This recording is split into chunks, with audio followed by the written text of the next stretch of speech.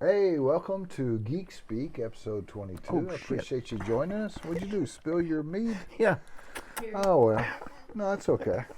So anyway, I just have you don't have a hat on today. yeah, it was cold outside and I wore my toboggan. Oh, yeah? You wore a sled on your head? No, okay, sock cap. I wore my sock cap today. Yeah, well, your head's all naked. Mm-hmm. So anyway, what do you want to talk about? Have you seen the trailer that just dropped? I can't believe they're making another Godzilla Kong movie. Have you seen it? Is it the Godzilla -1 or is it something different? Because It's- Godzilla -1 has been getting great reviews. Well, it's the Godzilla that has like the glowing electric pink back. Yeah. Godzilla, or apparently King Kong, has been living underground in like this underground world. Yeah. The whole premise of it is like, oh, who's going to help Kong? He's all alone. Well, he's not alone. And here comes Godzilla. So I don't know if Godzilla and him's working together to stop a alien threat from the way it looks, or if they're versing each other again. It's just like, Well, okay. if Hollywood has a success with anything, they're going to follow it up. has there been a success? I mean, I think I'm not a King Kong Godzilla No, I'm not. fan. And I'm sure there's some we out watched there. we watched Godzilla when we were kids. Of course, we watched about anything that was on when Right. we were kids, anything sci-fi or fantasy. But I don't. I mean, I think the last movie made money, and that's all that really matters at the end of the day. Yeah, but then they threw in a baby Kong. Like, They did. you remember the old Donkey Kong, and then there was Donkey Kong Jr.? Yeah. Well, now there's a Kong Jr. A lot of people saying It's that like- Godzilla minus Kong is the best movie of the year. And speaking of which, I'm going to do the first time we've ever done this. The first time I've done it. It's Okay. going to be my like year end reward awards. Oh, okay. Okay, so we'll start out with best movie of 2023. Can you do the drum roll? There you go. All right. Okay. It's kind of sound like Chewbacca gargling.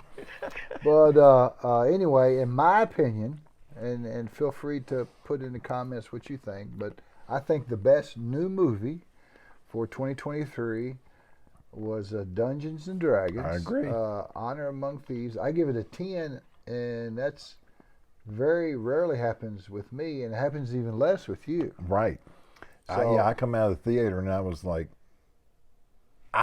there's nothing wrong with this movie. Yeah. I couldn't find anything wrong with this movie. And it made some profit, but and there are rumors there's going to be a sequel, but that was definitely a win. And whoever did the first one, they definitely need to do the second one. So what else you want to talk about, brother? Again, another trailer dropped this week, and I'm sure when this airs, it'll be a couple weeks since now, for American Society of Magical Negroes. Yes, I watched part of that trailer before I turned it off because it's just racist. Well, see, that's exactly what I thought. So basically, the premise is there is a group of this particular race that has segregated themselves, and they're deeming our race, or white race, Yeah. the most dangerous animal on the face of the earth. Yeah. But There's yet one. There's one scene where a guy's like, "What's the most dangerous animal in the world?" And they say shark, and he's like, "No, it's white people." Right, but it's okay because they have a power over us to control that. Now, here comes a newcomer to their group, and he has an open mind, an open heart, and he actually makes friends with a white guy, and he starts falling for the same girl that this white guy's falling for. And he's threatened to be annihilated. Like, we're going to just delete your thoughts. We're going to delete you everything if you do this. And I was sitting here thinking, if we had reversed the roles or the races in this, Right. like we had white people that had power over this people because of their stereotype, the freaking title of the movie would be Harry Potter and the Grand Dragon of the Ku Klux Klan. Well, it would just be like, holy The crap. thing is, the star of that movie, he was actually the wizard in Dungeons and Dragons. Okay. And I like the guy. He's a good actor. But I mean, everybody online is just losing their mind over it. Yeah. Oh, this is going to open everybody's eyes and everything like this. Well, I mean, if you'd reverse it, and it was the magical world or maybe it was the amazing world of magical Caucasians. Right. And they said, what was the most dangerous animal in the world? And somebody said sharks, and he was like, no, black people. Right. I mean, the fact is, racism comes in all different shades. You aren't racist, I'm not racist, and the thing is that, and we're going down a road I don't want to go down with critical race theory and all Right. that stuff. But the fact is, there's one race, and that's the human race. Right. And the vast majority of people, 99.99%, aren't racist. Well, There'll always be people that hate somebody for some reason. no, true. If we were all the same shade, there would still be just as much hate. It'd be because you're this political party and I'm not, or it'd be because you're this religion and I'm not, or you're this sexual orientation and I'm not, or any number of things. You're taller, you got more money than me, you're younger than me. Hate's hate, and there's no really such thing as racism. That's just it's like you always hear about road rage. Right. There's no such thing as road rage. There's just rage that happens to be on the road. And there's no such thing as really racism. It's just hate. It's just hate. It happens to be geared toward the shade of somebody's skin, but it could be geared toward any number of things. And the way I try to understand things is putting them in analogies or parables. Yeah. And racism to me, here it is during the holidays, is like a freaking bad Santa gift. You know how we do the dirty Santa gifts? Yeah. Well, you get this gift and you're like, I don't want this shit. So what do? Do you take it to a receptacle and get rid of it? No. You stick it in the closet. You let it gather dust for a year. You bring it back out. You repurpose it. You reverse it. And you give that shit back out. We just need to just stop. Well, I mean, you and I can talk till we're blue in the face. And I mean, people that are going to continue to be so, and people that aren't are going to continue not to be. And the fact is that's a racist movie. But hey, you know what? Make your racist movie, and I hope you make $100 million. If the boy don't end up with the girl in the end of the movie, But anyway, let's change gears to the best game of 2023. Okay. Well, all right. So Baldur's Gate 3 is the best game of 2023, and it's a fantastic game. First of all, I played the old Baldur's Gate 1 and 2. We talked about those in previous Geek Speaks. And the graphics on this compared to those is, there's no comparison. The first Baldur's Gate came out this week, 25 years ago. And so they got couch co-op, and what that is you can sit there with another controller, and you have a split screen, and you can control a totally different character and go to totally different areas.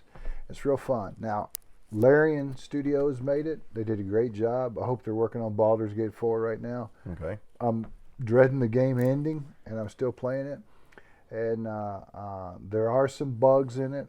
It seems like more and more now they release a game. They worked on Baldur's Gate 3 for 6 years. They had it in beta testing for a year. So, they made an attempt to get all the bugs out. But until people start playing it and everybody's going this way and that way and doing different things, it's hard. But once you get it all squared away, there might even be a chance of some downloadable content, because they've had that on the other Baldur's Gate games. But if you ever get a chance to play it, single person's great, but being able to play, me and Teresa, we're both geeks and we both like Dungeons and Dragons, and so definitely game of the year and Baldur's Gate 3. Cool. So what else you want to talk about, brother? Don't want to talk about something. I want to give you something. Give me something. Yep. So, I'm sure you all think me and Tracy hang out 24 hours a day, 7 days a week, but we only really get the chance to get together once a month.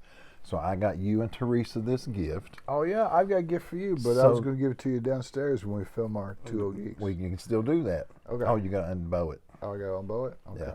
It's not ticking. No, it's not ticking. It's not purring. It doesn't smell. Okay. But Wow, this that's is good. This It's is random, but that's awesome. This is something that will always keep me in your mind Okay. All right. when I'm not around. I feel like I'm trying to assist in a birth here. Oh, it's a boy.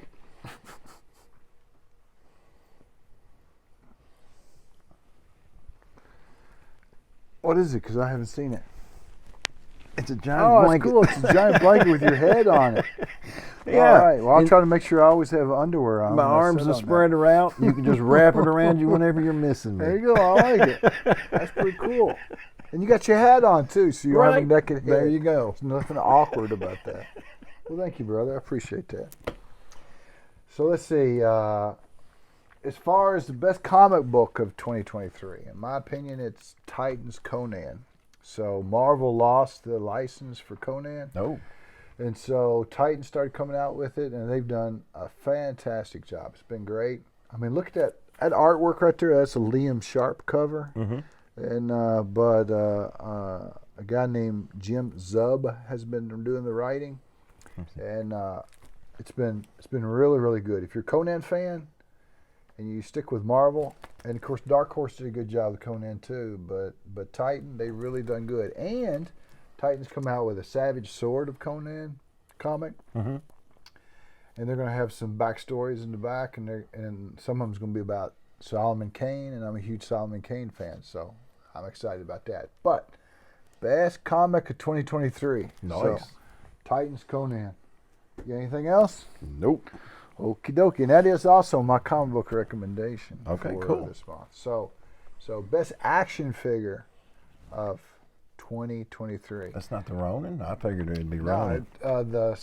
Mezco, they got the 112 series, and they come out with the Conan last year. And that would have been my vote for the best action figure of 2022. Well, they come out with Solomon Kane this year, and I'm a big Solomon Kane fan, and a lot of people don't know about Solomon Kane, and that's on you. That's a shame. You really should, because they're good stories that were written by Robert E. Howard, who also wrote Conan. And but that's a really sweet action figure, and this is just the box. I got the figure set up downstairs. Cool. But it's pretty cool. I mean, he's got a musket that you can fire, and it's got like smoke coming out of it, and you can see the bullet coming out, and bullets at the end. It's all not clear. actually got a projectile that flies out of it. You can stick it in the end of the Okay. gun. Yeah, but it's a nice action figure. So, Mezco, Solomon Kane action figure. I'm sure they're going to be so excited to find out that I give them action figure of the year. Mention them. They'll probably, once they see this video, there'll probably be tears Yeah, in their they'll be eyes. like, "Oh, who?" So, anything else you got, brother? Nope.